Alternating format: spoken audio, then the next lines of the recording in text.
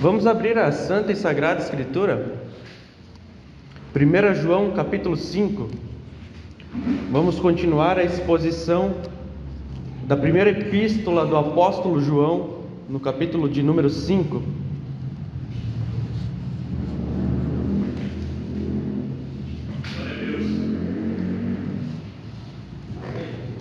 Primeira João capítulo 5, versículo 1 ao 5.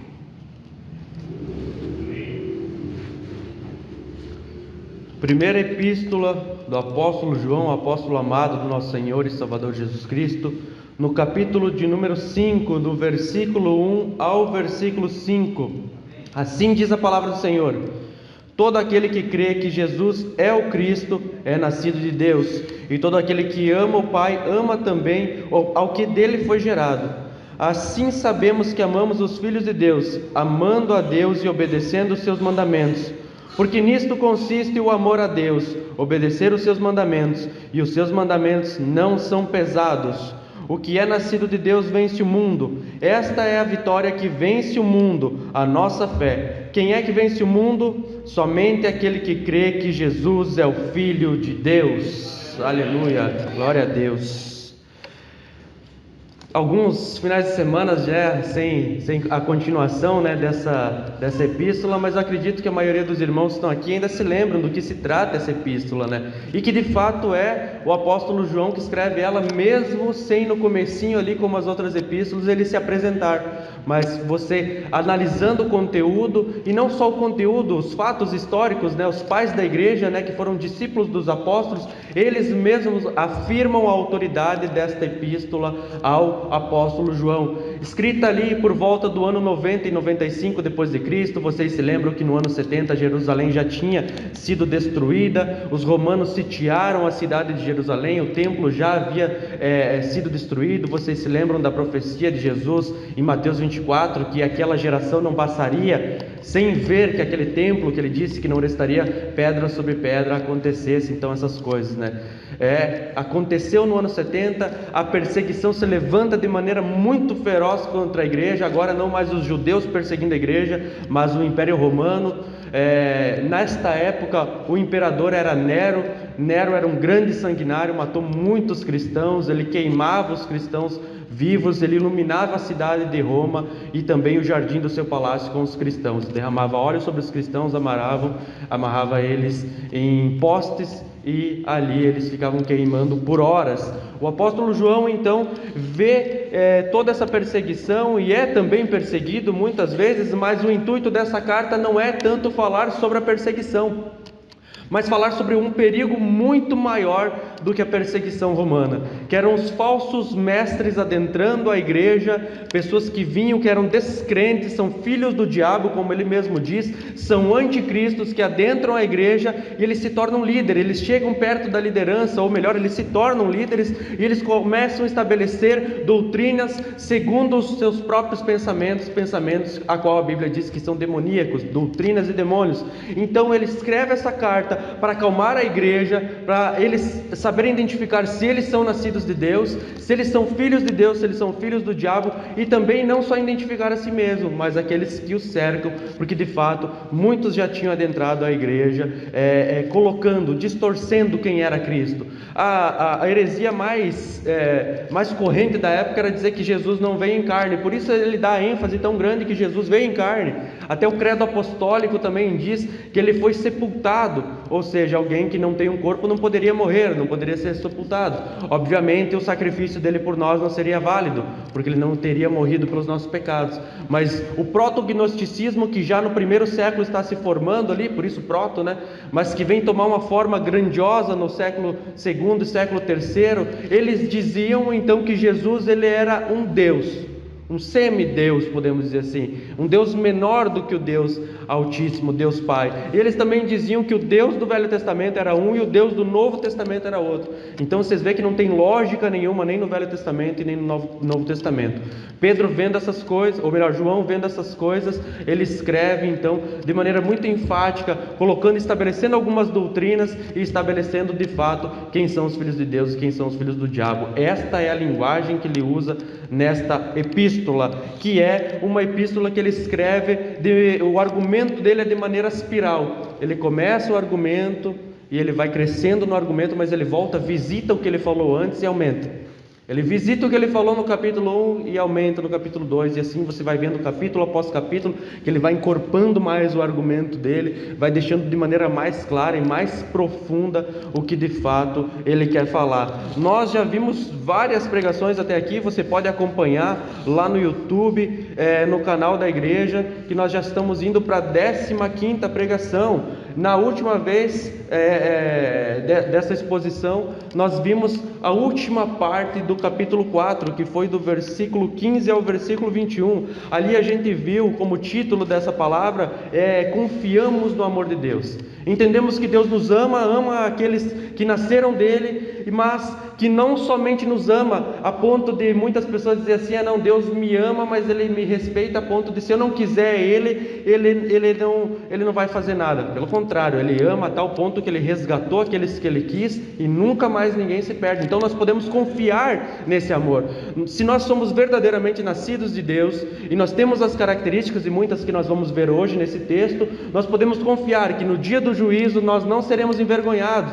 E ele ainda diz que o amor de Deus que permeia o nosso coração faz com que nós também venhamos amar as outras pessoas, de maneira que esse amor, quando ele se aperfeiçoa dentro de nós, é isso que nós vemos do versículo 15 ao versículo 21 do capítulo 4, ele lança fora todo medo, porque o medo supõe castigo. Então, se eu tenho medo de morrer e ir para a presença de Deus, é porque eu ainda acho que Deus não me perdoou. E obviamente, se fosse pelas nossas obras, todos nós deveríamos ir para o inferno, porque nenhum de nós seríamos dignos, e somos, nem chegaríamos perto de ser dignos de herdar o reino do céu. Mas por conta do amor dele, da salvação dele, do resgate dele por nós, o sacrifício de Cristo na cruz do Calvário, é que de fato nós podemos confiar nesse amor, que não há medo, que lança fora todo medo, mas que de fato vem nos aperfeiçoando e levando-nos a uma obediência perfeita ao Senhor, e que nós também só podemos ter esse amor porque Ele nos amou primeiro. Hoje nós também vamos entender um pouquinho disso, a diferença do amor de Deus e o amor a Deus. Uma coisa leva a outra e não tem como fugir desse caminho. Uma vez que Cristo te resgatou, Ele é o nosso bom pastor, Ele vai nos guardar, e a Bíblia diz que aquele que começou boa obra há de terminar até o dia de Cristo Jesus. Amém? E que de fato aqueles que amam a Deus amam também os seus irmãos. É impossível você dizer que ama a Deus e odiar o seu irmão, ser indiferente com o teu irmão, não se preocupar, não se importar, não caminhar junto com os irmãos. Essa ideia, há muitas pessoas que dizem que não precisam fazer parte de uma igreja. Você deve conhecer no teu dia a dia muitas pessoas que falam isso: não, eu creio em Cristo, eu amo a Deus, eu só acho que a igreja tem muitos hipócritas, a igreja tem muito defeito, a igreja lá tem pecado. Meu Deus, irmão, se você não tem pecado, se você não é hipócrita, venha nos ensinar. É você que tem que estar dentro da igreja. Se você é tão perfeito assim, por favor, nós precisamos de ti. Fale para essas pessoas que acham que a igreja tem hipócritas, e tem mesmo, tem pecadores, nós todos somos pecadores, mas fale para essas pessoas: se tu é melhor, ande conosco, nos ensine, nos ajude. Muitas pessoas eu vejo falando assim: mas eu queria ajudar os mendigos, e a igreja que eu ia não ajudava. Mas venha você nos ensinar a ajudar os mendigos. Venha você nos ensinar a fazer o que você quer fazer. Às vezes Deus chamou você, não chamou o teu pastor, não chamou o teu irmão, chamou você. Então venha, nos ensine a viver dessa maneira, seja exemplo, nos constranja com o seu amor por essas pessoas. E assim vários outros exemplos que eu posso dizer. Assim como eu não deixo de ir na academia porque lá tem gordo, né? Seria uma hipocrisia, né? Só ter pessoas fitness lá. Assim também na igreja tem pecadores, obviamente. Estamos num processo, né? O exemplo fica claro, estamos num processo de santificação através da palavra de Deus. Eu necessito de vocês. Até ouvi uma frase esses dias sobre o perdão, né? O perdão é a necessidade de eu ter a outra pessoa perto de mim. Não importa se eu estou certo ou se eu estou errado. Eu vou pedir perdão não porque eu acho que estou errado, apesar de todos nós estamos errados, mas eu vou pedir perdão porque eu preciso dessa pessoa perto de mim, eu quero ela perto de mim. Então não tem problema nenhum, não tem fraqueza nenhuma, pelo contrário, é um sinal de força, um sinal de humanidade e um sinal de que o amor de Deus está nas nossas vidas, porque é impossível dizer que amo a Deus quem não vejo, se eu não amo os meus irmãos a quem eu vejo. E hoje nós vamos entender um pouquinho mais sobre esse amor, sobre as consequências da fé em Cristo. Nós vamos entender um pouquinho mais o que é ser nascido de novo, esse amor a Deus que nos leva a uma obediência perfeita e essa vitória que é através da fé, mas não está fundamentada somente na fé, é na fé em nosso Senhor e Salvador Jesus Cristo. Amém? Por isso o título dessa palavra é obedecer não é um peso, e só esse título já vem quebrando o nosso coração, quebrantando o nosso ser, porque muitas vezes a gente coloca essa desculpa no nosso dia a dia, mas é difícil servir o Senhor, mas não é fácil, não é fácil obedecer os mandamentos do Senhor, eu não consigo, eu estou em transformação, e a gente dá um monte de desculpa. Mas hoje nós vamos ver que não é um peso servir ao Senhor e obedecer os seus mandamentos. Amém?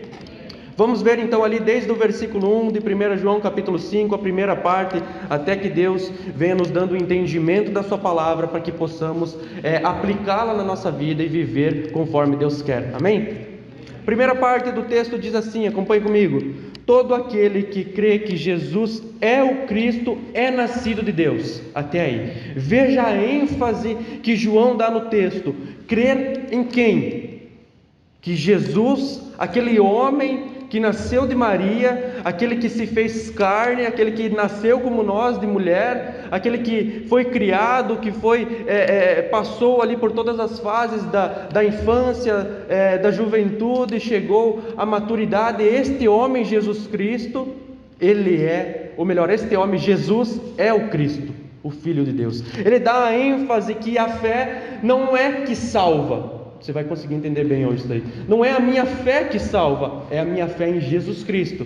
Porque senão eu posso dizer que tenho fé em qualquer outra coisa, e essa fé que eu tenho em qualquer outra coisa, em qualquer outro ser, em qualquer outro objeto, me leva à salvação. Não, é todo aquele que crê que Jesus, homem, 100% homem, é o Cristo, 100% Deus. A união hipostática, que eu já expliquei isso para vocês, que ficou muito bem esclarecida no século IV. Os gnósticos diziam: não, Jesus não tem um corpo. Eles adentravam dentro da igreja dizendo que não, a matéria é ruim, a carne é má, não importa o que você faz na carne, o que importa é que o espírito está aperfeiçoado.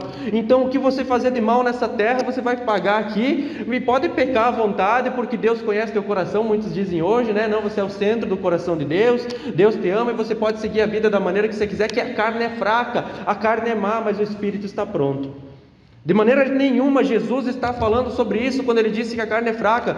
Jesus se retira para orar, chama os discípulos para orar com ele. Eles estavam cansados, angustiados, eles pegam no sono. Jesus chama a atenção deles, eles oram de novo e adormecem. Mais uma vez Jesus chama a atenção deles, aí Jesus diz: de fato a carne é fraca, mas não porque eles estavam pecando imoralidades, ou mentindo, ou roubando, ou fazendo qualquer outra coisa do gênero, que muitas vezes essa é a desculpa. Não, eles estavam cansados e angustiados, a ponto de não conseguirem orar e pegaram no sono. Quantas vezes nós oramos, né, nas madrugadas, e se você ora de madrugada, às vezes você está ali caindo de sono, ali, dá umas cochiladas e volta. Isso é a carne é fraca.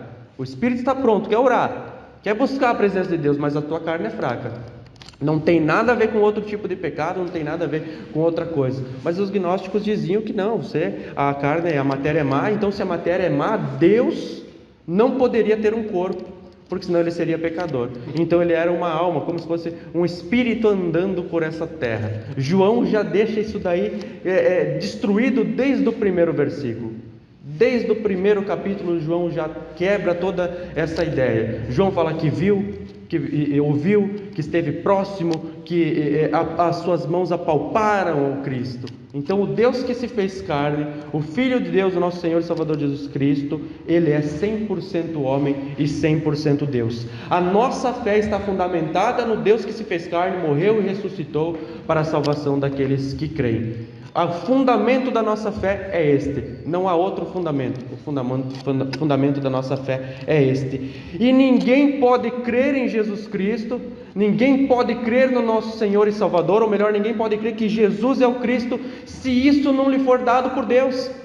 Você não pode crer que Jesus é o Cristo, que Jesus é o Filho de Deus, se Deus não te dar esse privilégio. Vamos lá para João, o Evangelho de João, capítulo 1, versículo 12 e versículo 13. Nesses dois versículos você vai conseguir entender que todo aquele que crê que Jesus é o Cristo é nascido de Deus. Primeiro você precisa de um novo nascimento para que depois venha a fé. Não é eu creio e daí eu nasço de novo, eu me esforço para crer, então eu tenho um novo nascimento e uma transformação de vida. Não, eu nasço de novo. É um novo nascimento, aí sim vem a fé.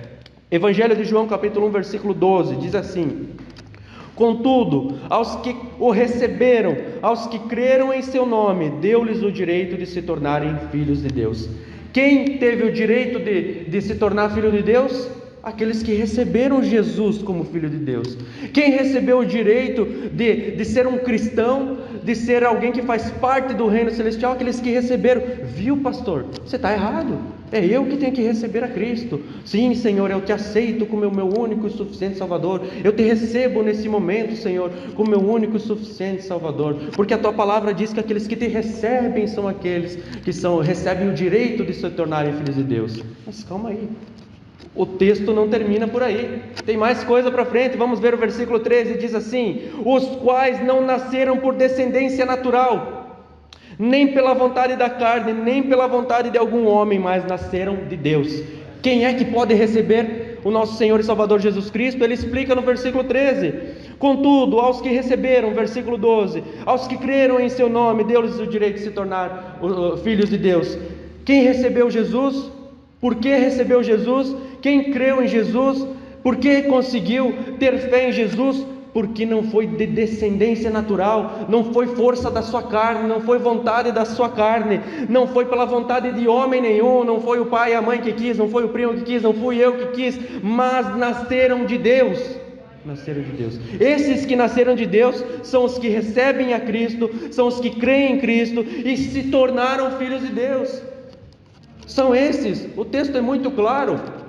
Os que receberam, os que creram, receberam o direito de se tornar filhos de Deus. Mas calma aí, não veio por descendência natural, não veio pela vontade da carne e nem pela vontade de homem nenhum, mas nasceram de Deus. Então só puderam receber a Cristo e crer em Cristo porque a ação soberana do nosso Senhor, do nosso Deus Pai Todo-Poderoso, nos regenerou, de maneira que a Bíblia diz em Efésios 2 que nós estávamos mortos nos nossos pecados e delitos, mas nesse momento há um novo nascimento. Eu nasço de novo, então o que acontece? Eu posso receber a Cristo, eu posso ter fé em Cristo, eu posso crer no Senhor. E nem a fé é um esforço meu, nem receber é um esforço meu, porque somente os nascidos de Deus podem receber, somente os nascidos de Deus podem crer. Mas a Bíblia ainda diz lá em Efésios 2:8 que nós somos salvos pela graça por meio da fé, e isso também não vem de nós, nem a graça e nem a fé vem de nós, e não é pelas nossas obras para que ninguém se glorie, é dom de Deus, é dom de Deus.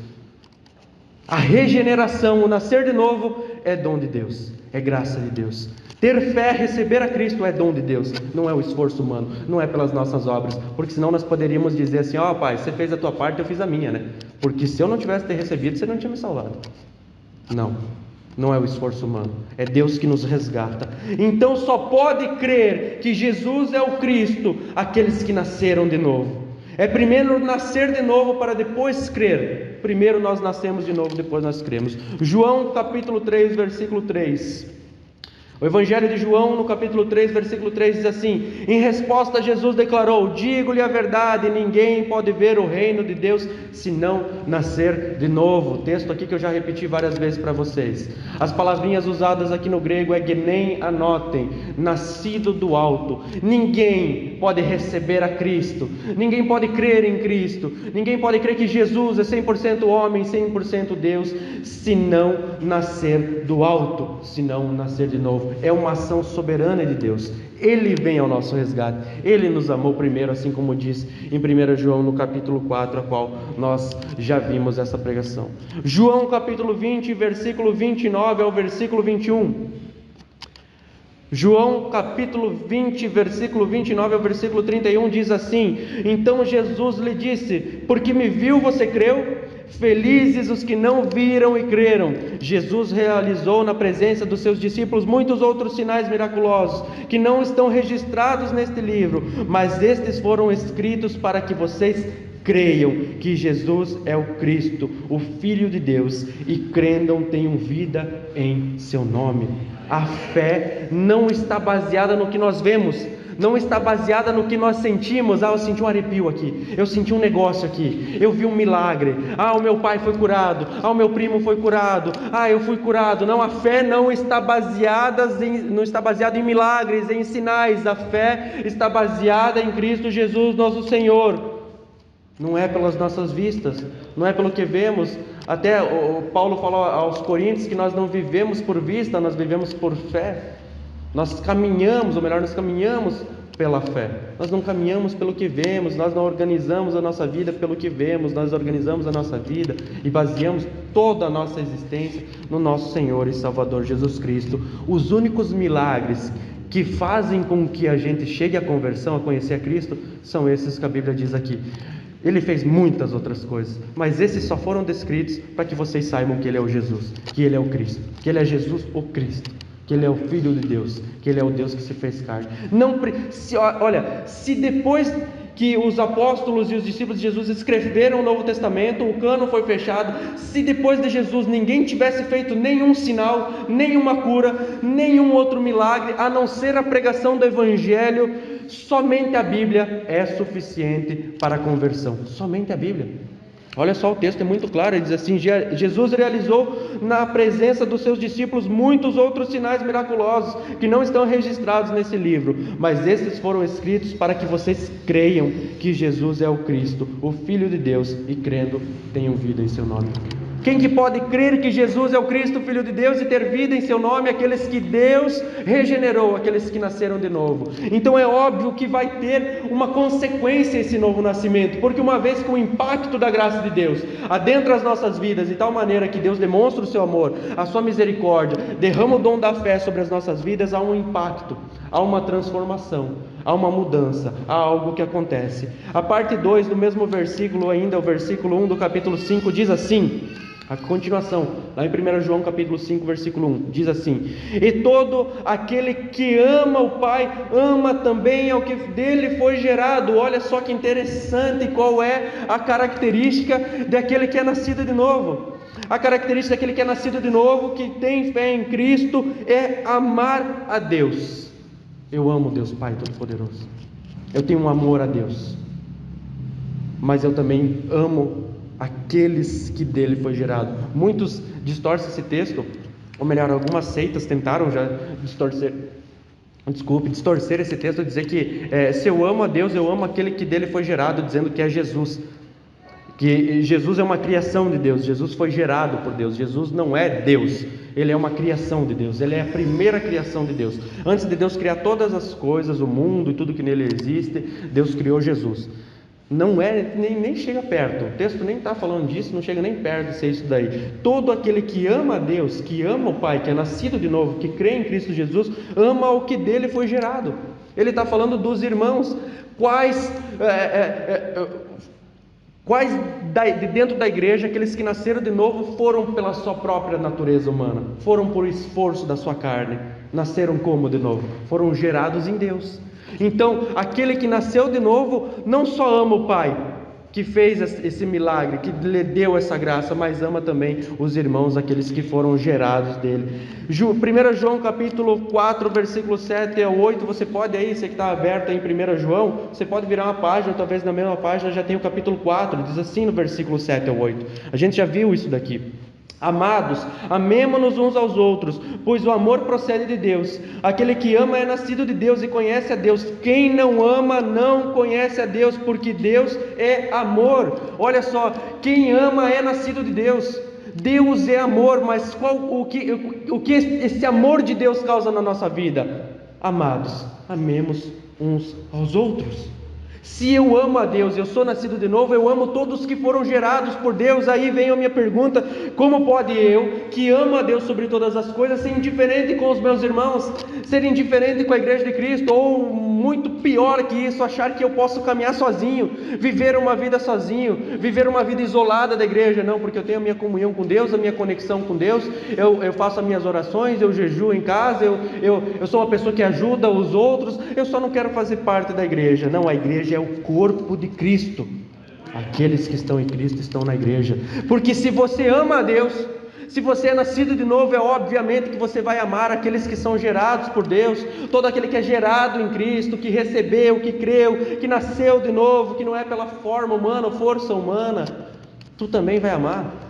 Obviamente que nós vamos amar uns aos outros. Nós temos defeitos, temos falhas, temos pecados, mas o amor de Deus, quando permeia o nosso coração de tal maneira, faz com que a gente consiga de fato não só amar a Deus, mas amar os nossos irmãos. Porque quando nós olhamos para nós vemos o quanto nós somos pecadores e quanto Deus nos ama. Então como eu vou deixar de agir da mesma maneira com os meus irmãos? Se o próprio Jesus, que era santo, amou incondicionalmente, como é que eu, que sou pecador, vou fazer menos que isso? Não, eu tenho que amar incondicionalmente também. E não é um esforço humano. Isso é característica de quem nasceu de novo. João capítulo 13, lá no Evangelho de João, no capítulo 13, versículo 34 ao 35, diz assim: um novo mandamento lhes dou: amem-se uns aos outros como eu os amei. Vocês devem amar-se uns aos outros. Com isso todos saberão que vocês são meus discípulos, se vocês amarem uns aos outros. Qual é o sinal para o mundo que nós somos uma igreja de Cristo? Qual é o sinal para as pessoas lá fora que nós somos uma igreja de Cristo? Da cesta básica?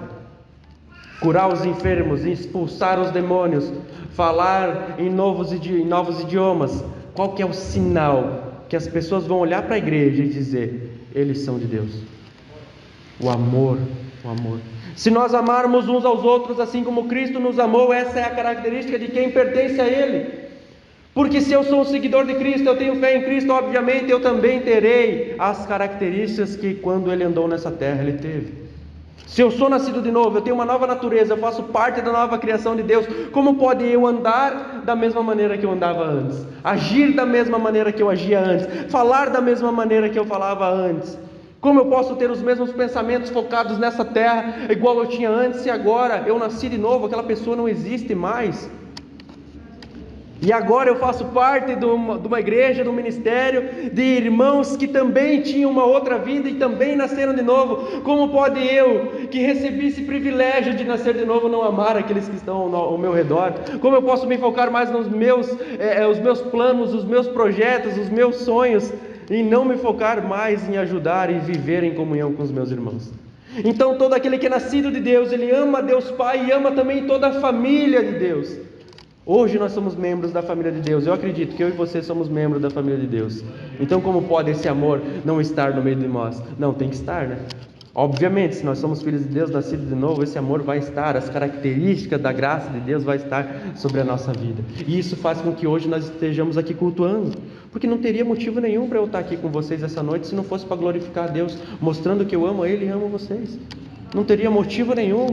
Muitas vezes a gente não tem nem os mesmos estilos, não gosta nem das mesmas coisas, dos mesmos estilos de música, a gente não tem muitas coisas em comum, então não teria nem motivo da gente estar reunido nesse lugar. Muitas vezes a gente não gosta das mesmas coisas, nem das mesmas comidas, mas a gente está aqui reunido para exaltar e glorificar o nome do Senhor, estar em comunhão, porque aquele que anda na luz está em comunhão com seus irmãos.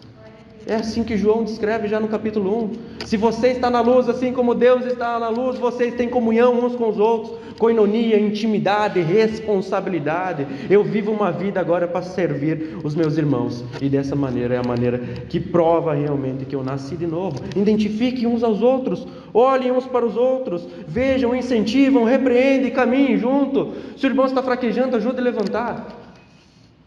Ajude a levantar. Caminhe junto. 1 Pedro capítulo 4, versículos 7 e 8. Primeira epístola do apóstolo Pedro, no capítulo 4, versículos 7 e 8, diz assim: o fim de todas as coisas está próximo, portanto sejam criteriosos e sóbrios, dediquem-se à oração, sobretudo amem-se sinceramente uns aos outros, porque o amor perdoa muitíssimos pecados. E nós sabemos, irmãos, quantas vezes nos últimos dias a gente tem visto e nós mesmos temos falado: é o fim de todas as coisas, é os últimos dias, o anticristo. Parece que agora tudo que fala da parte maligna da Ibope, né? Se tu falar do anticristo, da marca da besta, se tu falar dos cavaleiros, é vídeo no YouTube, é visualização, não, mas aqui ó, sabe o que vai nos manter nos últimos dias mesmo, a qual nós cremos que já estamos vivendo? Sabe o que vai me manter lá fora? Não é se eu sei o que é a marca da besta, não é se eu sei quem é o anticristo, eu fiz um cálculo aqui, eu sei quem que é. Eu sei quem que é, o presidente lá, não é o cantor lá, não é o político lá, não é o líder lá, não, é amar uns aos outros. Nós vivemos em uns últimos tempos, e sejam criteriosos, sejam sóbrios, dediquem-se à oração, mas superior a isso, mais que tudo isso, mais do que tudo que nós fazemos e glorificamos a Deus, amem-se sinceramente uns aos outros, amem-se sinceramente uns aos outros. Versículo 2 de 1 João capítulo 5, sigam comigo, diz assim na primeira parte do versículo 2: assim sabemos que amamos os filhos de Deus. Veja como ele explicou agora o versículo 1, né? Se eu amo a Deus Pai Todo-Poderoso, eu amo também aquele que foi gerado dele, né? E agora ele explica no versículo 2: assim sabemos que amamos os filhos de Deus. Qual é a maneira então que eu sei que eu amo a Deus? Como eu consigo identificar se o meu amor é verdadeiro? E eu não só, nesta mesma passada, eu já não só identifico se o meu amor é verdadeiro, eu identifico se eu nasci de novo, porque se o meu amor não é verdadeiro é porque não teve um novo nascimento. Como eu posso ter um amor que é falso, mas eu nasci de novo? Não, eu nasci de novo, eu só não amo de verdade. Então não nasceu de novo. Como é que eu posso identificar se de fato nós amamos uns aos outros? Como tu vai olhar para a tua vida e dizer: eu amo essa igreja, eu amo meus irmãos, eu sei das falhas, dos pecados, das lutas, sei das tribulações, sei quando o irmão está passando dificuldade. Eles não gostam nem das mesmas coisas que eu. Nós não temos nenhuma outra afinidade a não ser Cristo Jesus, o nosso Senhor, mas isso é o que nos basta. É suficiente. Mas como que eu vou identificar isso? Porque é fácil eu analisar se o irmão está me amando, é fácil eu analisar se o outro está fazendo o que eu quero, mas não é isso, não é amor. Fazer da maneira que você quer, não, eu quero que vocês ajam da minha maneira. Aí tudo vocês iam estar vestido rapper, aí o louvor ia ser rap e aí por diante, né? Ia ser do meu estilo, ia ser do meu gosto. Às vezes a gente quer que os irmãos sejam a nossa imagem e semelhança, e não a imagem e semelhança de Cristo. Como nós sabemos então que amamos os filhos de Deus? Como eu vou fazer para me identificar? E como eu vou fazer para ajudar também os meus irmãos a chegarem a esse conhecimento? Na parte 2 ele diz assim: amando a Deus e obedecendo os seus mandamentos. Porque é óbvio, se eu obedeço os mandamentos do Senhor, é porque eu amo. Porque ninguém obedece por medo. Pode obedecer até por um tempo, mas sempre vai dar um jeitinho de fugir. Sempre vai dar um jeitinho de fugir. Quem ama a Deus obedece porque ama. E como eu sei que eu amo os meus irmãos, que eu amo e faço parte dessa família e nasci de novo, obedecendo os mandamentos do Senhor. 1 João capítulo 4, versículo 20, aí nesse mesma epístola, ele já argumentou sobre isso, ele já falou sobre isso. E veja como ele vem agora se aprofundando mais. Versículo 20 ao 21 do capítulo 4, diz assim: se alguém afirmar, eu amo a Deus, mas odiar o seu irmão é mentiroso, pois quem não ama o seu irmão a quem vê, não pode amar a Deus a quem não vê. Ele nos deu este mandamento: quem ama a Deus, ame também o seu irmão. Como é que nós podemos identificar então se nós amamos os nossos irmãos?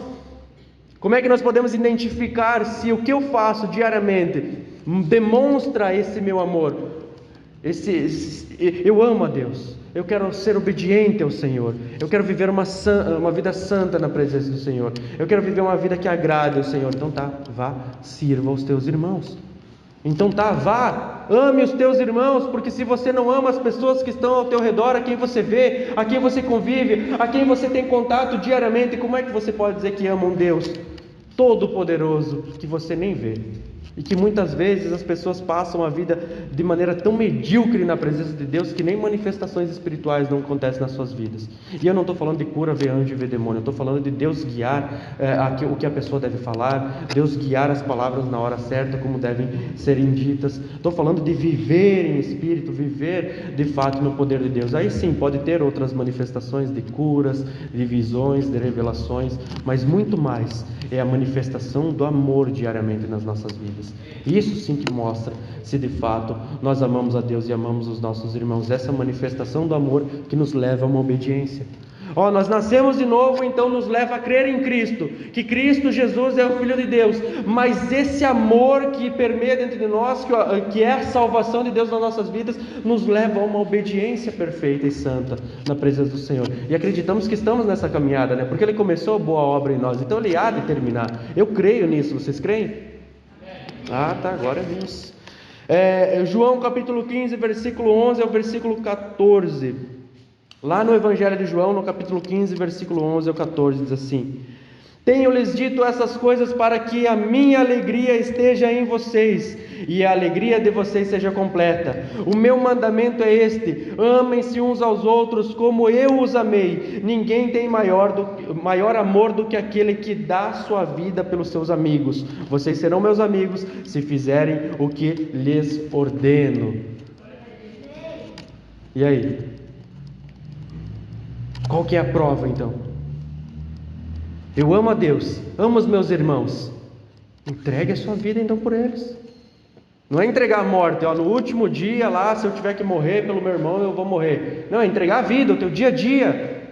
Entregar a tua força, o teu vigor, as bênçãos que Deus tem te dado, porque João também fala isso. Se você ama e vê o irmão passando em necessidade, como que você pode dizer que ama e não ajudar? Então sim, está falando dos nossos bens, está falando do nosso dinheiro, está falando das riquezas que Deus tem nos dado, da nossa saúde. Gaste-a para servir os seus irmãos. Nós somos membros do corpo de Cristo. E olha, Jesus está dizendo, eu estou falando essas coisas para vocês, para que vocês estejam em paz, para que a alegria de vocês seja completa, para que vocês não vivam uma vida angustiada, mendigando, sofrendo, sempre angustiados pelas coisas que lhes cercam, porque é uma pressão maligna desse mundo, é uma pressão espiritual viver nesse mundo. Nós não somos dessa terra, nós não estamos confortáveis nesse mundo, então como é que eu vou ficar buscando as coisas para o meu prazer e não para servir os meus irmãos?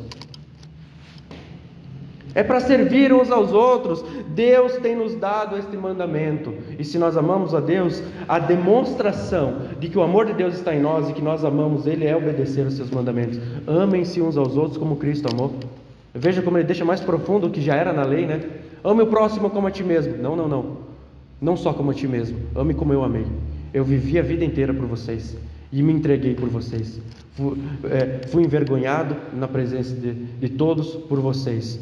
Sofri na carne por vocês, sofri em espírito por vocês, entreguei a minha vida até a última gota de sangue. Mas não se esqueça, antes de Jesus morrer, Ele viveu por nós, Ele carregou a cruz por nós.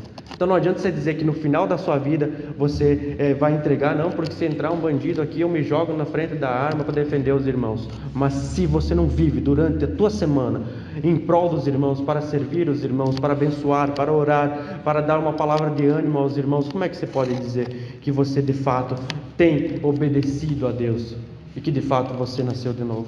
Tiago capítulo 2 versículo 8 diz assim, Tiago, irmão de Jesus, no capítulo 2, versículo 8 diz assim: se vocês de fato obedecerem à lei real encontrada na Escritura, que diz, ame o seu próximo como a si mesmo, estarão agindo corretamente. Se eu amo o meu próximo como a mim mesmo, eu já estou agindo corretamente. Mas agora, se eu amo os meus irmãos como Cristo amou, eu sou amigo de Deus também, eu sou amigo de Cristo.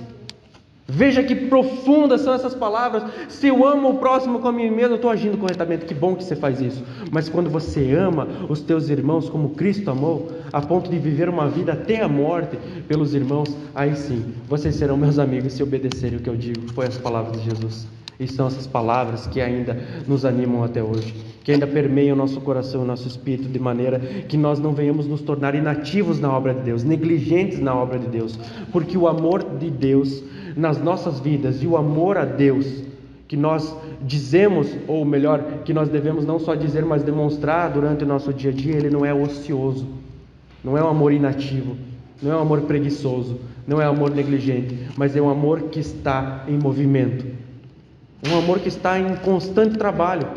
Eu agora, a minha vida, a vida que eu vivo no corpo, não vivo mais para mim, mas vivo para Cristo, porque eu já estou crucificado com Cristo, Cristo vive em mim, e não é mais os meus desejos, os meus sonhos, não é mais a minha vontade, não é mais os meus projetos, é os projetos que Deus quer para a nossa vida, é os projetos que Deus está organizando para mim. O que eu preciso fazer é buscar a presença dele para ver se é realmente da vontade dele as coisas que eu estou fazendo. Porque senão eu penso assim, primeiro para mim, depois para a igreja, primeiro para mim, depois para os irmãos, primeiro as minhas vontades, depois servir os irmãos, e depois que eu estiver bem, depois que eu tiver um carro, depois que eu tiver uma casa, depois que eu tiver estabilidade, depois, aí sim, Pai, aí sim eu vou e te sigo. Não é isso? Não é isso? Aí sim eu vou te servir, aí sim eu vou servir os irmãos. Isso demonstra que uma pessoa ama a Deus. O amor a Deus é demonstrado em obediência. Aqueles que são obedientes obedecem a este mandamento: amem-se uns aos outros, assim como Cristo nos amou. Se você olhar agora para a tua vida, nesse momento, porque na pregação a gente não tem que ficar analisando não só a Bíblia, e não só o pregador, mas analisando o seu coração, a sua mente. Você consegue dizer que nessa semana que passou, você amou os seus irmãos? Você tem orado pelos teus irmãos? Você tem vivido uma vida, ou muitas vezes você nem sabe se teus irmãos estão passando dificuldade, ou muitas vezes você nem sabe da vida do teu irmão, muitas vezes você não sabe nem como a igreja está, você não sabe nem como a reunião dos santos, a reunião daqueles que creem em Cristo está. Qual é a prova que você ama a Deus então na Bíblia? Qual é a prova que você ama os filhos de Deus? Ser obediente aos mandamentos do Senhor, não viver mais para si, viver agora em prol dos irmãos. Porque se de fato nós somos o corpo de Cristo, membros do corpo de Cristo, cada membro só existe para servir o corpo. Versículo 3, sigam comigo. Primeira parte do versículo 3. Amém ou não? Amém. Glória a Deus então. Porque nisto consiste o amor a Deus. Viu que interessante? Agora não é mais o amor de Deus, o amor que Ele derramou sobre as nossas vidas, mas é o amor a Deus. No que consiste, do que é formado, do que é composto, qual é a composição do amor que nós temos por Deus, do nosso amor a Deus, do que é formado o amor que nós dizemos que temos por Deus, a qual nós podemos louvar aqui, cantar o Senhor, dizer que nós glorificamos, que nós exaltamos o Senhor. Veja, não é mais o amor de Deus, porque o amor de Deus Ele já demonstrou lá em João capítulo 4, versículo 10 e 11, olhem comigo aí, e depois no versículo 18 e 19, 1 João capítulo 4, versículo 10, ele diz: nisto consiste o amor, não em que nós tenhamos amado a Deus, mas em que Ele nos amou e enviou seu Filho como propiciação pelos nossos pecados. O que é propiciação? Aplacar a ira de Deus. Jesus aplacou a ira de Deus. Amados, visto que Deus assim nos amou, nós também devemos amar uns aos outros. Se Deus nos amou primeiro, se Deus veio ao nosso resgate, se Deus demonstrou esse amor por nós, qual que é a resposta? Amar uns aos outros. Versículo 18 ainda do capítulo 4, versículo 19, diz assim: no amor não há medo, pelo contrário, o perfeito amor expulsa o medo, porque o medo supõe castigo. Aquele que tem medo não está aperfeiçoado no amor. Nós amamos porque Ele nos amou primeiro. Então veja que interessante a diferença do que o apóstolo está dizendo aqui. Deus, Ele te resgatou, Ele mostrou o amor dele, enviando Cristo Jesus nosso Senhor para servir de propiciação. A ira de Deus que estava sobre a nossa vida foi aplacada pelo sacrifício do nosso Senhor e Salvador Jesus Cristo. Ele nos amou primeiro, o Senhor demonstrou o amor dele por nós. Mas do que consiste o nosso amor por Ele? Do que consiste o meu amor pelo Senhor? Ele continua o mesmo versículo dizendo ali no versículo 3 do capítulo 5: obedecer os seus mandamentos. Não, Deus conhece meu coração, Deus é amor, eu sou pecador, mas Deus Ele me ama, eu vivo uma vida da maneira que eu quiser, eu vou no culto a hora que eu quiser, eu frequento as reuniões a hora que eu quiser, eu sirvo os irmãos a hora que eu quiser. Primeiro são os meus sonhos, os meus projetos, o meu dia a dia, as coisas que eu tenho que fazer para mim, porque se eu não fazer por mim, ninguém vai fazer. Se eu não fazer, ninguém vai fazer. Eu dependo do meu trabalho, eu dependo do meu esforço, eu dependo das coisas que eu faço no dia a dia. Não. Se eu não me esforçar, ninguém vai me dar de comer. Não, é você, não é Deus que te abençoa. Não, é você que abençoa a si mesmo. É você que luta por si mesmo. Não é Deus que te guia. Não é Deus que te dá o ar. Não é Deus que te dá o alimento. Não é Deus que te dá a saúde para trabalhar. É você o Deus da tua vida. Como é que então eu posso dizer que eu amo a Deus se eu não obedeço os seus mandamentos, se eu vivo uma vida contrária? Não existe, meus irmãos, alguém que esteja nascido de Deus, que foi encontrado pelo amor de Deus, pelo sacrifício de Cristo, que vive uma vida para si mesmo. Não existe. Não estou falando de conhecimento teológico. Quando eu tiver um conhecimento teológico profundo, então eu vou obedecer. Não é isso. Não é isso, gente. A salvação não vem pelo conhecimento. O conhecimento só nos leva a obedecer de maneira correta as coisas de Deus. Mas uma vez que nasceu de novo, a natureza de Deus já está ali na pessoa. O amor de Deus já está na pessoa. Já é diferente, já aconteceu. A pregação do Evangelho já aconteceu. A fé vem pelo ouvir e ouvir da palavra. Então, se o Espírito Santo vivificou essa pessoa, ela já é nova natureza. Como é que vai viver da mesma maneira? Como é que vai caminhar da mesma maneira? Não estou falando do estilo, da roupa, provavelmente vocês não entenderam isso olhando para mim, né? Não estou falando da parte exterior, se eu estou de boné, se eu uso tatuagem, se eu faço tatuagem, eu não faço tatuagem. Eu estou falando do interior, é o ser inteiro que foi transformado. Então, se o ser for transformado, como é que você diz que não consegue obedecer a Deus?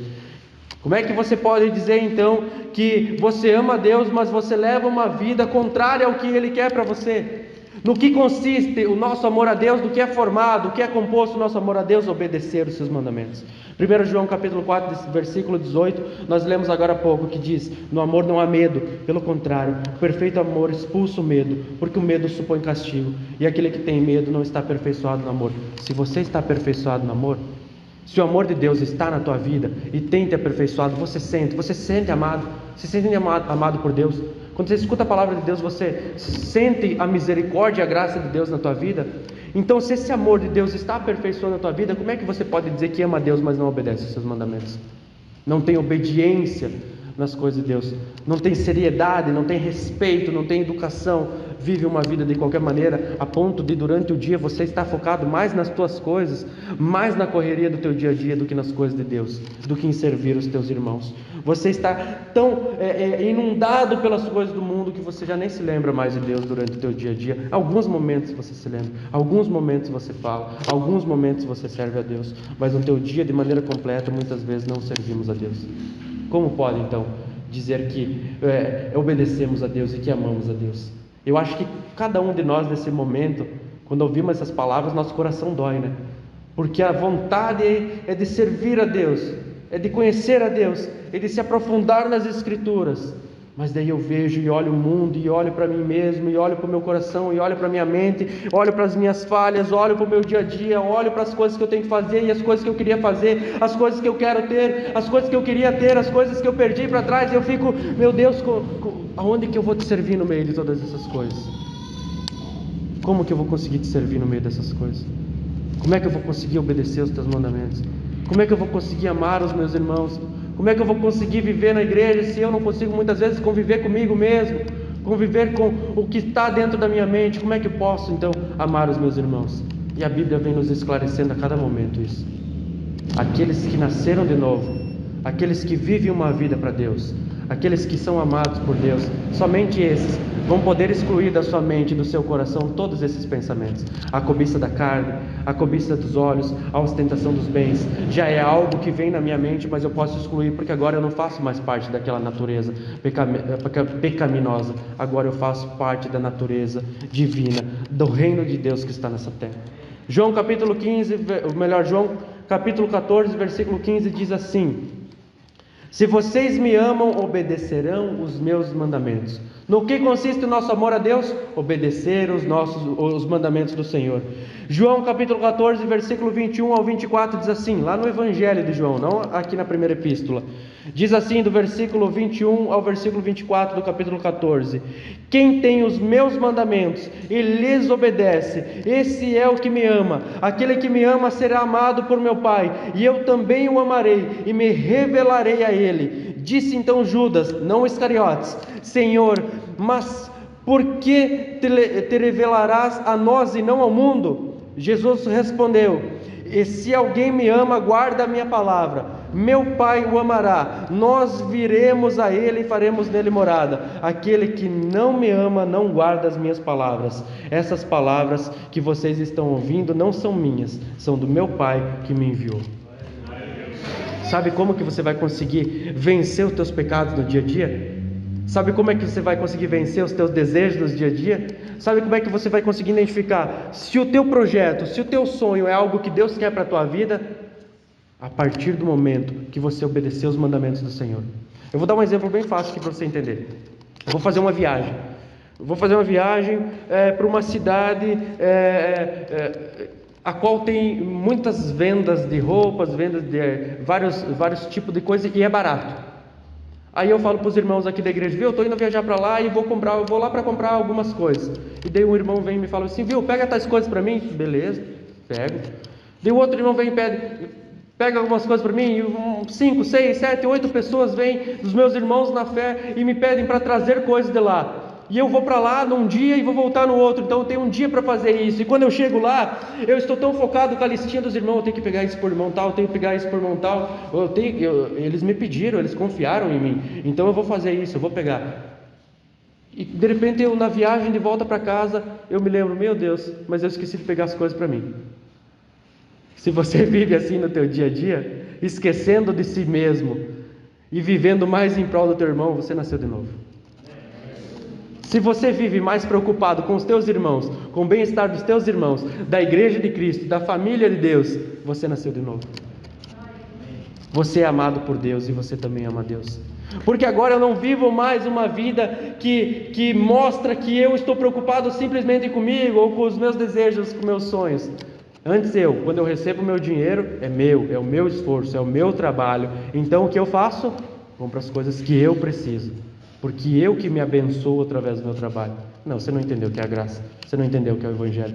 Você não entendeu que se você está de pé, se você está respirando nesse momento, é um milagre de Deus na tua vida. Você ainda não entendeu que se você está vivo nesse momento e está podendo participar do culto ao Senhor, ouvindo a Santa e Sagrada Escritura do Senhor, é só por causa do milagre de Deus na tua vida. E se você não entendeu que você é membro do corpo de Cristo e os membros do corpo só existem para servir o corpo, se você ainda não entendeu e não vive dessa maneira, não, você não nasceu de novo. Quem obedece os mandamentos do Senhor, esses são os que amam o Senhor, esses são os que têm uma vida que demonstra, que reflete que nasceram de novo, que receberam a regeneração do Espírito de Deus. 2 João capítulo 1 versículo 6, segunda epístola de João capítulo 1 versículo 6 diz assim: este é o amor, que andemos em obediência aos seus mandamentos, como vocês já têm ouvido desde o princípio. O mandamento é este, que vocês andem em amor. Não é simplesmente amar, às vezes é andar em amor, é viver uma vida de amor pelas pessoas que estão ao nosso redor. E um amor segundo Deus, não um amor segundo o mundo. Um amor que tudo aceita. Um amor que você pode fazer qualquer coisa, não, você não pode repreender, porque senão você não me ama. Você não pode julgar, porque não julgueis para que não seja julgado. Não, isso é bobagem, vocês já entenderam isso daí. Porque ele repara na trave do olho do teu irmão, ou melhor, porque repara no cisco do olho do teu irmão, não repara na trave perante o seu. Vai, tira a trave do teu olho, depois o mandamento vai lá e tira o cisco do olho do teu irmão. A partir do momento que a palavra de Deus entra na minha vida e me transforma, de maneira que através da palavra de Deus agora eu posso chegar para o irmão, dá licença aí, você confia em mim? Porque você, depois que você tira a trave do teu olho, você é obrigado, é mandamento do Senhor, você tirar o cisco do olho do teu irmão. Mas agora vamos levar para a prática isso. Vamos usar o exemplo do Senhor e pensar na prática isso, né? Do cisco. Eu tenho um cisco no meu olho, eu tenho um pedaço de alguma coisa dentro do meu olho que está incomodando. E vocês sabem que se a gente tem um cisco no olho, até a gente mexer dói. Agora eu vou deixar alguém que não sente o que eu estou sentindo, que não sabe se está doendo ou não, tocar dentro do meu olho e tirar um cisco de dentro do meu olho. É confortável? É gostoso? Você acha que vai ser confortável quando os irmãos tirarem o cisco dos teus olhos? Você acha que vai ser agradável a você? Você acha que os irmãos vão te levar no colo e vão te nanar com um bebezinho? Tirar o cisco do olho é algo doloroso. é algo agressivo, tem algo me incomodando e me fazendo sofrer. E o meu irmão viu, eu não vi, mas tem algo que me incomoda, mas eu não sei o que é, mas o meu irmão viu. O meu irmão viu o cisco no meu olho, eu não vejo, está na frente dos meus olhos, mas eu não consigo enxergar. Então eu tenho que confiar que o meu irmão está vendo algo que eu não vejo, de maneira que eu permita, e eu seja humilde, e eu seja repreensível, de maneira que eu permita que o meu irmão toque nos meus olhos e tire esse cisco. Que loucura isso, né? Que loucura isso. Não, é loucura, servir a Deus é loucura. No que consiste o amor a Deus, então? Em obedecer os seus mandamentos. Aqueles que obedecem os mandamentos do Senhor amam uns aos outros, mas o amor segundo Deus. E o texto continua lá ainda no capítulo 5 de 1 João. Ele diz assim, a parte 3 do versículo: e os seus mandamentos não são pesados. Ah, mas eu não consigo, mas eu não posso, eu não vou conseguir, eu não tenho tempo, eu não tenho força, eu não consigo mais orar, eu não consigo mais obedecer, eu queria fazer mais, eu queria buscar mais, ou muitas vezes eu nem me importo e passo o dia e eu nem me lembro de Deus, mas é porque eu estou muito atarefado, tem muitas coisas, eu tenho muitas responsabilidades, eu tenho que fazer, eu tenho que buscar, eu tenho os meus projetos, eu tenho meu sonho. Calma aí, Deus, espera aí, Deus, que depois eu vou te seguir, porque é muito pesado frequentar as reuniões, é muito pesado eu estar com os irmãos, é muito pesado, eu tenho minhas coisas do meu dia a dia, eu tenho meus afazeres. Não, isso é mentira. Essa é a desculpa daquele que não nasceu de novo dá. Porque no que consiste o amor a Deus? Obedecer os seus mandamentos, e os seus mandamentos não são pesados. Você acha que eu vou ficar com quem? Com o que tu acha ou com o que a Bíblia diz? Porque a grande verdade é essa, que nós somos cheios de desculpas, irmãos, e sempre são esfarrapadas, sempre são as desculpinhas esfarrapadas. Eu não tenho tempo, eu não consigo, eu não consegui, aconteceu alguma coisa. Não, é muito pesado, é difícil ser cristão. Depois que eu comecei na igreja deu tudo errado, não é assim que muitas pessoas dizem? Não, eu tive que parar porque eu tenho muitas coisas no meu dia a dia. Não, e não é assim também, né? Vocês são muito extremistas, tá louco?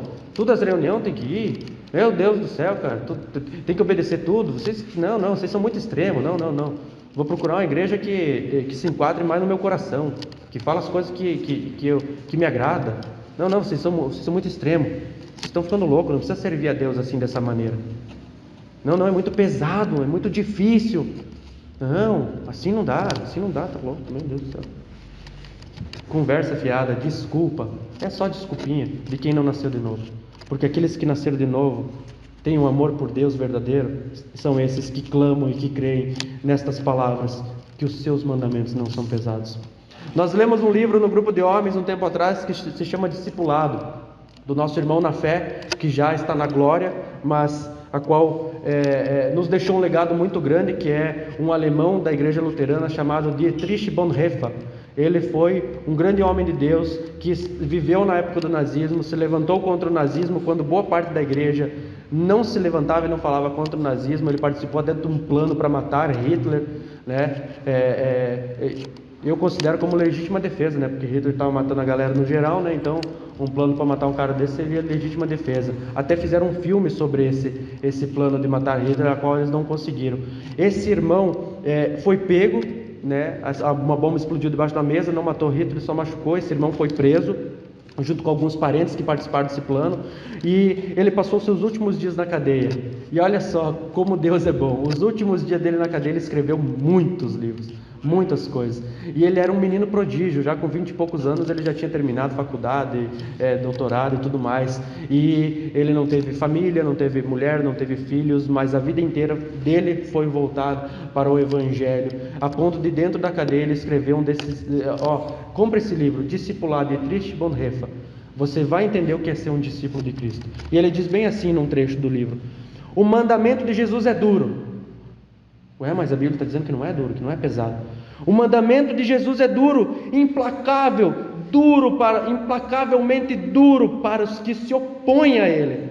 Porém o mandamento de Jesus é suave, é leve para aquele que lhe submete de bom grado. Conseguiram entender por que o mandamento do Senhor é pesado para algumas pessoas? Por que tem muitas pessoas que falam que é difícil servir a Deus? Porque aqueles que rejeitam, porque aqueles que não se submetem, aqueles que se opõem, Aqueles que não querem, então é lógico que vai ser pesado. Eu não quero obedecer a Deus, eu não quero servir a Deus, eu não quero fazer as coisas para Deus, eu não amo a Deus, eu não busco a Deus, eu não quero saber. Então vai ser pesado quando tiver que fazer alguma coisa correta. Vai ser difícil ter que servir os irmãos, porque fingir dentro da igreja é facinho. Fingir na reunião, erguer as mãos, chorar, é o que a gente mais vê, mas não está baseado nas nossas emoções, está baseado na fé em Cristo Jesus, e só tem fé aqueles que nasceram de novo. Então esses que nasceram de novo são esses que de bom grado se submetem aos mandamentos do Senhor e vivem uma vida que pode de fato dizer que honra o nome do Senhor. Entenderam? O mandamento de Jesus é duro, implacavelmente duro para quem se opõe a ele. Só é duro para aqueles que se opõem. Porém, o mandamento de Jesus é suave e leve para aquele que lhe submete de bom grado. Se você ama a Deus, se submeta de bom grado ao Senhor. Aí você vai ver como é bom servir a Deus e obedecer os seus mandamentos. A dificuldade não está nos mandamentos do Senhor.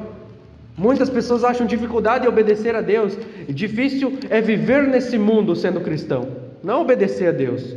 A gente dá desculpa que é difícil ser cristão nesse mundo, que é difícil obedecer a Deus nesse mundo. Na verdade não, a dificuldade não está no mandamento, a dificuldade não está no que nós fazemos para Deus, no que Deus quer que a gente faça. A dificuldade está em nós, que vive dando desculpa para voltar à vida de pecado, para ter uma vida negligente e dizer que Deus me ama e Ele perdoa tudo que eu faço e eu posso viver de qualquer maneira. Deus perdoa, é verdade. Deus é um Deus perdoador. Deus é um Deus que sempre vai perdoar aqueles que se arrependem de verdade. Mas aqueles que vivem dando desculpa, nunca se arrependem. É só um remorso que dá na hora do pecado. Dá uma tristeza e já levanta a pecar de novo. Já levanta a se focar no seu dia a dia de novo, na sua correria do dia a dia de novo. E outra, não é só lá fora, é aqui dentro também. Porque nós podemos nos focar mais na parte material de dentro do ministério do que amar de fato os próximos. Eu me preocupo mais se tiver tudo perfeitinho, tem que estar tudo no lugar, do que se eu de fato estou servindo os meus irmãos. Não, tem que estar aparentemente bem. Tem que estar, a aparência do lugar tem que ser ótima, tem que ser perfeita, tem que ser tudo no lugar. Que bom, haja sim, tenha esse zelo pelas coisas de Deus, mas não deixe o amor ao irmão, o serviço ao irmão de lado para servir as coisas, para servir as cadeiras, para servir o som, para servir esse lugar. Primeiro sirva o irmão, depois a gente pode servir o lugar a qual nós estamos frequentando, porque esse lugar faz parte da nossa vida, faz parte do nosso ser, faz parte da igreja de Cristo, mas não é a igreja de Cristo. Se não tiver mais esse barracão, a igreja vai continuar. Se não tiver mais as caixas de som, a igreja vai continuar, porque a igreja é a reunião daqueles que creem em Cristo, daqueles que nasceram de novo, daqueles que obedecem aos seus mandamentos, daqueles que não colocam a desculpa no mandamento do Senhor que é pesado, mas que sabem que são pecadores e clamam ao Senhor e pedem: Deus, me dá graça para te obedecer, me dá graça para orar mais, me dá graça para buscar mais, para evangelizar mais. Deus, me dá graça, eu quero viver uma vida contigo. Versículo 4 do capítulo 5 de 1 João, acompanhe comigo. Glória a Deus.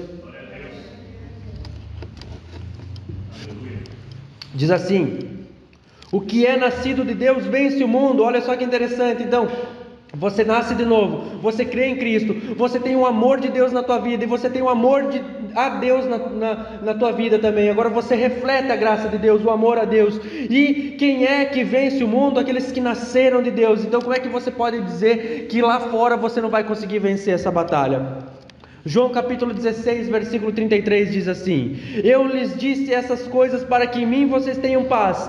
Nesse mundo vocês terão aflições, contudo tenham ânimo, eu venci o mundo. Jesus falou. Jesus não promete proteção para as nossas vidas, mano.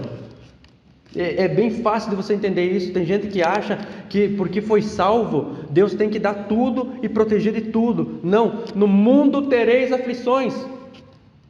No mundo vai ter dificuldade, vai ter tribulação, vai ter tristeza, vai ter sofrimento, você vai ser perseguido. Tende bom ânimo. Cristo venceu o mundo. Então quem é que vence o mundo? Não é aqueles pelas suas próprias forças, é aqueles que nasceram de novo. Nasceu de novo, só esses que podem vencer o mundo, porque a batalha já foi ganha por Cristo. E veja só que interessante, não é vocês vencerão o mundo, vocês vão vencer o mundo. Sabe, no teu dia a dia, quando você enfrentar as coisas que estão lá fora, toda a tentação, os dardos do maligno, toda essa batalha a qual nós estamos, sabe como é que você vai vencer lá fora? Lute porque Deus vai te dar a vitória. Não, você já é vitorioso. Quem é que vence o mundo? Não é quem vai vencer o mundo. Quem é que vence o mundo? E Paulo ainda diz mais que isso, né? Os Romanos diz que nós somos mais que vencedores em Cristo Jesus. Nós somos mais que vencedores. Então quem é que pode vencer o mundo? Quem é que pode batalhar diariamente e já é mais que vencedor? Aqueles que nasceram de novo, aqueles que foram resgatados por Cristo nosso Senhor. E só podemos vencer por quê? Quem nos dá a vitória? Quem venceu em nosso lugar?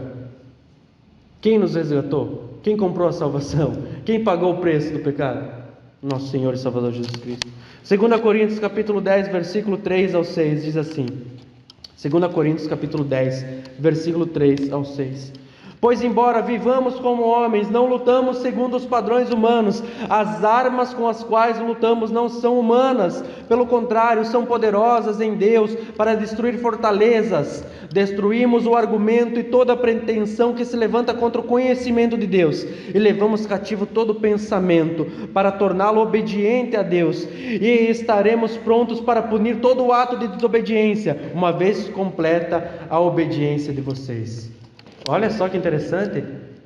Quem é que vence o mundo? Aqueles que nasceram de novo, porque não lutam mais com as suas forças, não lutam mais com o seu intelecto, não lutam mais com as armas desse mundo, não agem, não vivem da mesma maneira que as pessoas desse mundo, mas usam armas espirituais poderosas, a fé que Deus tem nos dado, a graça de Deus, os dons espirituais, a qual derrubam fortalezas, destroem argumentos malignos, muitas vezes até os argumentos da nossa própria mente, contra, não, vai ali e faz, não dá nada, Deus vai te perdoar, não, continua assim, Deus está vendo e sabe das tuas fraquezas. Não, as armas que usamos não são desse mundo e destroem todo o argumento que se levanta contra o conhecimento de Deus, contra os mandamentos de Deus, de maneira que nós estaremos prontos para punir todo o ato de desobediência, de maneira que nós estaremos prontos para punir e levar o nosso corpo à escravidão, assim como o apóstolo Paulo fala, para que nós venhamos servir a Deus de maneira completa, ter uma vida obediente a Deus de maneira completa. Amém ou não amém? E esta é a vitória que vence o mundo, a nossa fé. A continuação do texto diz. Qual é a vitória então que vence o mundo? Como é que eu posso vencer o mundo? Através da fé. Então eu nasci de novo, agora eu creio em Cristo. Eu tenho um amor que me leva à obediência e que me leva a ter obras verdadeiras. Como eu posso então vencer o mundo? Tendo fé, mas essa fé é regada de obras, esse amor é regado de obediência. Se eu nasci de novo, eu tenho uma fé que faz com que eu tenha obras verdadeiras, que eu ame os meus irmãos de verdade, que eu viva uma vida para os meus irmãos. Tiago já falou isso no capítulo 2, versículo 17 ao versículo 19. Eu amo citar esse texto, eu amo a Bíblia, mas esse texto, nesse ponto, quando trata desse assunto, é muito bom a gente falar dele, porque muitas pessoas acham que tem fé. Para a maioria das pessoas que você pedir, você crê em Cristo? Sim, eu creio que Jesus é o meu Salvador. Mostre-me as tuas obras. Mostre-me as tuas obras. Se você crê em Cristo, mostre o que você está fazendo para Ele. Como é que você está vivendo para Ele?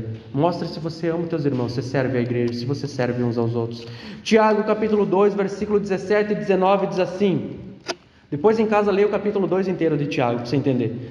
Assim também a fé, por si só, se não for acompanhada de obras, está morta. Você tem fé, mas não tem obras? Essa fé tua aí está morta, nem existe. Mas alguém dirá, você tem fé, eu tenho obras. Mostre-me a sua fé sem obras, e eu lhe mostrarei a minha fé pelas minhas obras. Ué, mas você não tem fé? Ué, mas você não crê? Não é assim, ó. As pessoas usam a palavra fé de qualquer maneira. Não, tenha fé, você vai conseguir. Tenha fé no milagre, tenha fé na cura, tenha fé no perdão, tenha fé que você vai conseguir comprar casa, tenha fé no carro, tenha fé nisso. Não, eu tenho fé em Cristo Jesus nosso Senhor. Eu não tenho fé nas coisas, eu tenho fé em Cristo Jesus nosso Senhor. Porque se não existem obras, obediência a Deus, essa fé está morta. Então mostre-me a sua fé sem obras, e eu lhe mostrarei a minha fé pelas obras. E ele continua dizendo, você crê que existe um só Deus? Faça esse teste com as pessoas. Você crê que existe um só Deus? Muito bem, até mesmo os demônios creem e tremem. E aí? Eu vou repetir isso aqui o resto da vida. Tem demônio que é melhor que você. É isso sim. Ah, pastor, como assim está me falando que eu sou pior que um demônio? Sim, é isso aqui, está aqui escrito. Você crê que existe só um Deus? Muito bem, até mesmo os demônios creem e tremem. Você treme na presença de Deus? Quando você desobedece a Deus, você treme? Vivam na presença do Senhor com temor e tremor, a palavra de Deus diz. Você treme na presença de Deus? Você vive de maneira obediente a Deus, de maneira que quando você peca, você treme. Eu pequei contra o Deus Santo Todo-Poderoso. Não, eu tenho fé, mas eu só não tenho obras. Então você não tem fé nenhuma, meus irmãos, porque dizer que tem fé, uma fé que não salva, uma fé morta, dizer que Deus existe, sim, eu acredito que Deus existe, até os demônios dizem isso, até os demônios creem dessa maneira, até os demônios sabem estas coisas. Jesus chega na cidade de Gadareno, vem um homem possuído por uma legião de demônios, eles caem aos pés de Jesus: Senhor, vieste nos atormentar antes do tempo? Sim. Até aqueles demônios sabiam quem era Jesus e respeitavam ele mais. Tremeram na presença do Senhor, tremeram na presença de Deus. Veja que hoje nós não temos a presença de Deus não está somente conosco, Deus habita dentro do crente. Como é que pode então eu não ter uma fé melhor que a de um demônio? Eu não ter um posicionamento na presença de Deus melhor que o de um demônio? Sim, às vezes você vai olhar para pessoas que vivem piores que um demônio, porque nem tremem na presença de Deus, nem tremem quando se aproximam de Deus. No culto ao Senhor, no seu dia a dia, em tudo que você faz, tudo que você faz é ministério, tudo que você faz diariamente é um trabalho para o Senhor. Então, se você diz que crê em Deus, muito bem, mostre-me as suas obras, mostre-me o que você está fazendo. Mostre o que esse amor, esse novo nascimento, essa nova criatura, essa fé, esse amor que você tem está causando na sua vida de transformação, está fazendo com que você vive. Porque, muito bem, até os demônios creem e tremem. E você treme? Romanos capítulo 8, versículo 37 ao 39 diz assim: Romanos capítulo 8, versículo 37 ao 39, a fé que está em Cristo Jesus nosso Senhor, a qual é o fundamento do que cremos, nos leva a uma vida obediente, e essa fé faz com que nós vencemos o mundo.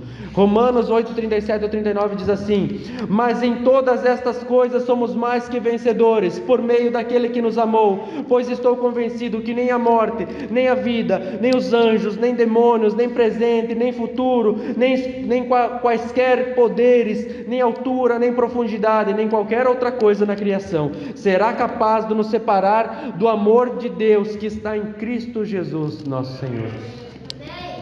E aí, você vence o mundo? Você tem essa fé que vence o mundo? Ou você vive se arrastando no teu dia a dia? Ah, mas eu não consegui. Ah, mas eu não consigo. Ah, mas não dá. Ah, é muito difícil obedecer a Deus. Ah, mas eu tenho as minhas coisas. E essas desculpas que você vai embolando a cada dia, que você diz para Deus que você não consegue servir a Ele. Então você não nasceu de novo.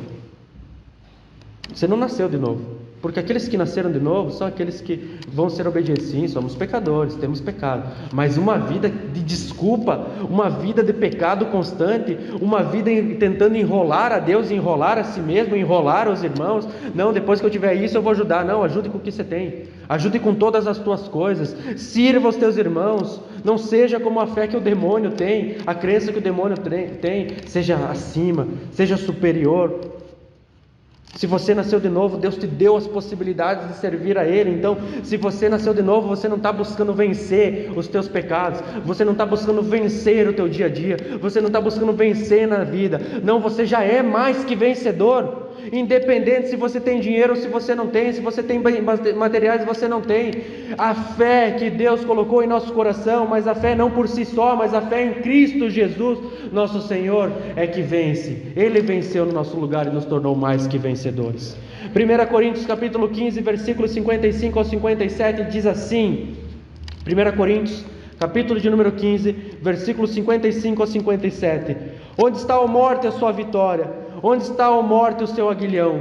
O aguilhão da morte é o pecado, e a força do pecado é a lei, mas graças a Deus que nos dá a vitória por meio do nosso Senhor e Salvador Jesus Cristo.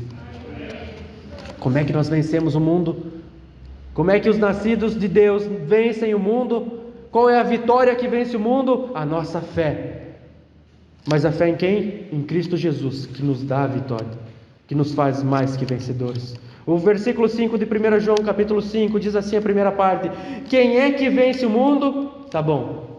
Até aqui a doutrina foi estabelecida, a exortação foi dada. João estabeleceu a doutrina que a fé é baseada em Cristo, e só tem a fé quem nasceu de novo. Não é você tem que ter fé para ser salvo. Não, você é salvo, você nasceu de novo, e por isso Deus te dá um dom que é chamado fé, e te dá outro dom que é chamado graça, que não vem pelas tuas obras, a Bíblia diz, que não é pelo teu esforço. Você nasceu de Deus, não é pelo esforço da carne, o esforço de homem nenhum. Ele estabeleceu a doutrina, novo nascimento, fé em Jesus Cristo, que Ele é o Filho de Deus, que morreu e ressuscitou pelos nossos pecados. Está estabelecida a teologia que João está querendo nos expor. Então quem é que vence o mundo, já que você entendeu? Quem é que são aqueles que vencem o mundo? Como vivem aqueles que vencem o mundo? Será que eles vivem de maneira ociosa? Será que esse amor, essa nova natureza faz com que eu fique inativo na fé? Será que essa nova natureza faz com que eu seja negligente? Eu digo que creio em Deus, mas vivo de qualquer maneira? Quem é que vence o mundo? Aqueles que demonstram amor pelos irmãos só de vez em quando? Ou que vivem uma vida de sacrifício, assim como Jesus viveu uma vida de sacrifício? Quem é que vence o mundo, meus irmãos? Quem são esses? São aqueles que a Bíblia diz em 1 João capítulo 2, versículo 15 a 17. Será que esse tipo de pessoa a qual esses versículos citam são os que vencem o mundo? O texto diz assim, 1 João capítulo 2, versículo 15 a 17: não amem o mundo, nem o que nele há. Se alguém amar o mundo, o amor do Pai não está nele. Veja que duro que é isso. Deus não te ama. Você não tem o amor de Deus. Pois tudo que há no mundo, agora ele vai especificar o que é: a cobiça da carne, o que a tua carne cobiça, os teus desejos carnais. Eu não estou falando só da parte sexual, dos nossos pecados, estou falando do que a nossa carne deseja.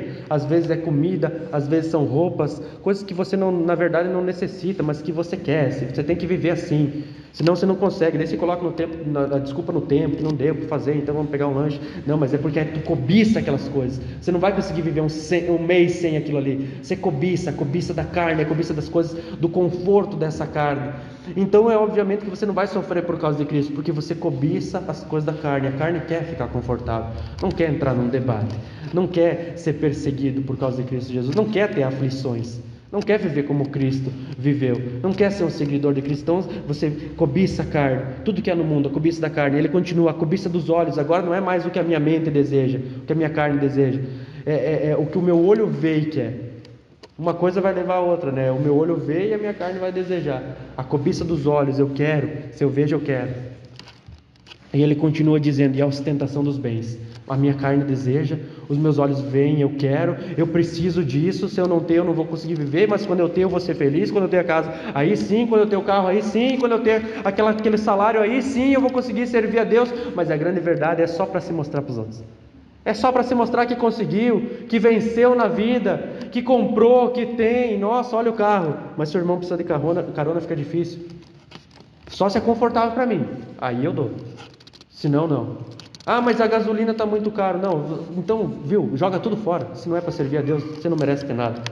Não provém do Pai, mas do mundo. O mundo e sua cobiça passam, mas aquele que faz a vontade de Deus permanece para sempre. Você quer viver uns momentos de alegria nessa terra? Você quer viver uns momentos de conforto nessa terra? Você quer viver momentos de servir a si mesmo nessa terra e passar a eternidade no inferno? Essa é a prova que você não é nascido de novo, que você ainda busca as coisas dessa terra, que ainda você quer os bens dessa terra. Mas quando você entender que você não precisa de nada disso para viver, mas que você só precisa nascer de novo, que você precisa de Cristo Jesus nosso Senhor, aí você vai tremer na presença de Deus. Aí você vai servir a Deus, aí você vai servir os teus irmãos, e aí sim você vai entender se você nasceu de novo. Aí sim você vai entender quem é que vence o mundo. Somente aquele que crê que Jesus é o Filho de Deus. E a fé sem obras é morta. A fé sem obras é morta. É impossível eu dizer que creio que Jesus é o Filho de Deus e não conseguir vencer as batalhas do meu dia a dia, não conseguir vencer os meus pecados, se a Bíblia diz que eu já sou mais que vencedor. E a Bíblia diz que conhecereis a verdade e ela vos libertará. E você diz que conhece a Cristo, como não está liberto ainda? Como não foi liberto ainda se você diz que conhece a Cristo? Filipenses capítulo 4, versículo 11 ao versículo 13 diz assim: Paulo está tratando aqui nesse texto sobre as ofertas que os filipenses mandaram a ele. Ele tinha mais do que ele precisava, ele tinha em abundância. O apóstolo Paulo recebeu muitas ofertas, mas olha só o que ele diz aqui. Aí você vai entender que tudo o que o apóstolo Paulo ganhava era para servir. E é assim que nós temos que viver também. Filipenses capítulo 4, versículo 11 ao 13. Não estou dizendo isso porque esteja necessitado, pois aprendi a adaptar-me a toda e qualquer circunstância. Sei o que é passar necessidade, sei o que é ter em fartura. Aprendi o segredo de viver contente em toda e qualquer situação, seja bem alimentado, seja com fome, tendo muito ou passando necessidade. Tudo posso naquele que me fortalece. Essa parte do texto é muito usada, né? Não, tudo posso naquele que me fortalece. Tudo posso o quê? Posso ficar sem roupa, sem comida, sem casa, sem carro. Posso passar frio, posso passar todo tipo de necessidade. Posso apanhar, posso levar pedrada, chicotada. Posso ser preso por causa de Cristo. Posso vender tudo o que eu tenho para abençoar os irmãos, como muitos faziam no começo. Eu sei viver bem em qualquer circunstância. Assim como eu posso ter casas, carros, posso ter do bom e do melhor, as melhores roupas, os melhores sapatos, os melhores tênis, os melhores relógios. Você pode ter todas essas coisas, mas tudo isso seja para servir os teus irmãos, não seja para servir a si mesmo. Saiba o segredo, aprenda o segredo como o apóstolo Paulo aprendeu. Olha só, uma carta. O apóstolo Paulo escreveu 13 cartas do Novo Testamento, mas ele escreveu mais cartas durante a história. O valor para você escrever uma carta naquela época era o valor do trabalhador comum de um ano. Então, só em 13 cartas já tem o salário de um trabalhador de 13 anos. 13 anos. Da onde que vinha esse dinheiro o apóstolo Paulo tinha? Ofertas. Ele vivia das ofertas, ele estava suprido, porque ele trabalhava para Deus. Então a ordem é que aqueles que trabalham 24 horas por dia nas coisas de Deus sejam supridos. Mas ele diz, eu tenho mais. Se você ler o texto dele, ele vai dizer, eu estou amplamente suprido. Quando Epafrodito veio e me trouxe as ofertas de vocês, que são uma oferta de louvor a Deus, uma oferta agradável ao Senhor, eu estou amplamente suprido. Ele tinha mais do que ele precisava para viver. Mas por quê? Porque ele também sabia viver sem nada. O apóstolo Paulo foi apedrejado, apanhou muitas vezes por causa de Cristo, passou por muitos castigos e sofrimentos, mas ele diz assim, tudo posso naquele que me fortalece. Porque aqueles que nasceram de novo, aqueles que têm a fé verdadeira em Cristo Jesus, vão passar por todas as coisas desse mundo, qualquer tipo de tribulação, qualquer tipo de perseguição, qualquer tipo de falta, e vão ainda ser mais que vencedores. Ou mais que isso, por mais que você tenha tudo o que você precisa, por mais que você esteja amplamente suprido, estas coisas não vão te corromper. A cobiça da carne não vai te corromper, a cobiça dos olhos não vai te corromper, a ostentação dos bens não vai te corromper, mas vai ser tudo para servir o Senhor, para glorificar o Senhor, a ponto de que você também possa dizer, tudo posso naquele que me fortalece, tudo posso em quem eu creio. Quem é que vence o mundo? Aquele que crê que Cristo que Jesus é o Cristo, Filho de Deus, que Jesus homem, 100% homem, é 100% Deus, Filho de Deus. Quem é que realmente nasceu de novo? Quem é que realmente teve um encontro com Jesus? Muitas pessoas dizem nos dias de hoje, eu tive um encontro com Deus, então eu quero ver a sua vida como anda. Se você de fato nasceu de novo, você tem a fé verdadeira, a fé que está fundamentada em Cristo Jesus, uma fé que te leva a amar a Deus, porque agora você é amado por Deus, e esse amor te leva à obediência, uma obediência santa, uma plena satisfação em Deus. E agora, seguir os mandamentos do Senhor não é mais difícil, não é uma dificuldade para mim. Eu tenho prazer em obedecer ao Senhor, eu tenho prazer em obedecer a Deus, eu tenho prazer em ouvir a palavra de Deus, eu tenho prazer em cultuar a Deus, eu tenho prazer em servir os meus irmãos, porque agora a vida que eu vivo no corpo, eu vivo para servir os outros. Eu sou membro do corpo de Cristo, agora eu sirvo meus irmãos. Então tudo que eu tenho, Pai, é teu, é consagrado a ti, e o dia que tu me pedir todas as coisas, é tudo teu. Deus, ele não dá nada para ninguém, ele empresta. A Bíblia diz que nós somos mordomos das coisas de Deus, nós só estamos cuidando das coisas de Deus, nós cuidamos da terra que Deus nos deu, nós cuidamos dos bens que Deus nos dá, nós somos mordomos das coisas de Deus dessa terra, nós somos só os caseiros das coisas de Deus. A tua casa, o teu carro, os teus bens, nem tua roupa é tua, tudo pertence ao Senhor, porque você também pertence a Deus. Por isso o nome desse ministério é Dulos, porque nós somos comprados a preço de sangue, nós nascemos de Deus, nós somos escravos de Cristo. A Bíblia diz, nós não somos mais escravos da carne, do pecado, dos nossos desejos, dos nossos pensamentos, dos nossos sonhos, dos nossos projetos. Nós nascemos de Deus. E quem é que consegue vencer o mundo? Aqueles que creem que Jesus Cristo é o Filho de Deus. Quem é que vence o mundo? Somente aqueles que creem que Jesus, esse homem que viveu há 2000 anos atrás, é Deus que se fez carne, viveu entre nós e nos ensinou a maneira de amar e a maneira de viver. E a Ele seja a honra e a glória para todos sempre.